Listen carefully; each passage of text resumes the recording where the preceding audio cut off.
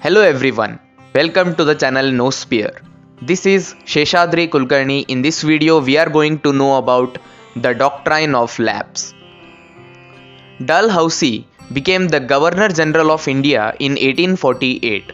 He was an imperialist and was of plan to extend the British territory through fair or foul means. He executed the Doctrine of Lapse policy for the fulfillment of his agenda. The Doctrine of Lapse was the annexation policy extensively applied by the East India Company in India until 1859.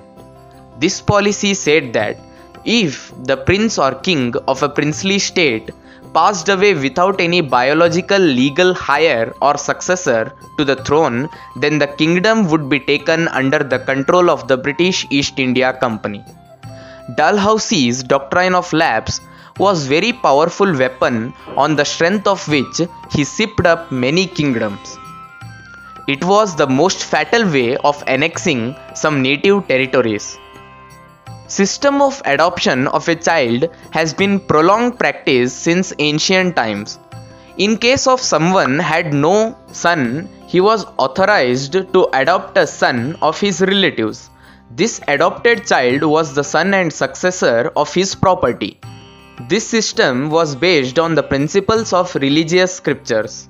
For it is mentioned in our religious scriptures that a person must have a son to perform his last rites. If he wanted to attain salvation, this system was also in practice in royal families. The British had accepted this right of adoption and declared in AD 1825. But after some time, the British government changed its policy and declared that the native rulers were required to get its prior permission before adoption of child. This British government used to turn any policy for their own benefit, maybe ethical or unethical. Their prime motto was the British Empire above everything and Indians were nothing. They kept on looting and suppressing the Indians. In AD 1831, it was affirmed by the declaration of the British government in Bombay that the permission or rejection of adoption lies at the sweet will of the English.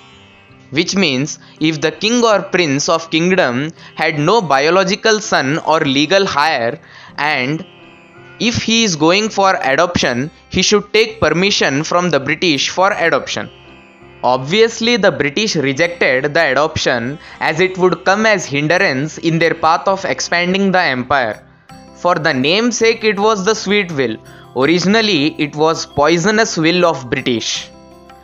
In AD 1834, it was made all the more clear by another declaration that in case of death of a natural successor of a native ruler, the permission of adoption of a child should be considered an exception and not the right of the person concerned.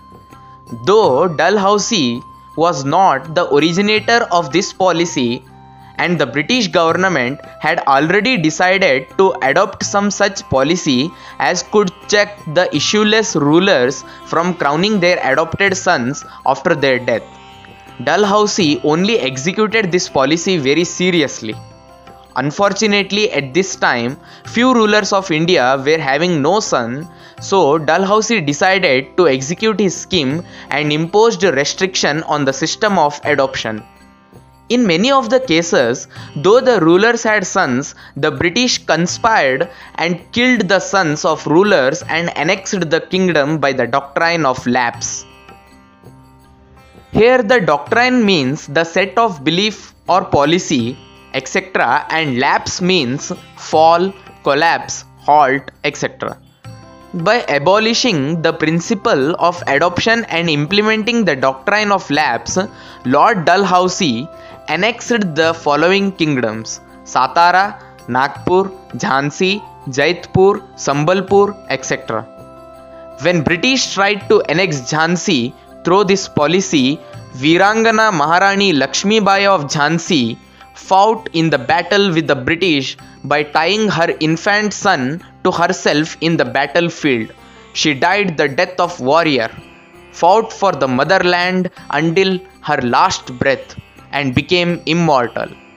Doctrine of Lapse policy was one of the reasons for the breakage of the revolt of 1857.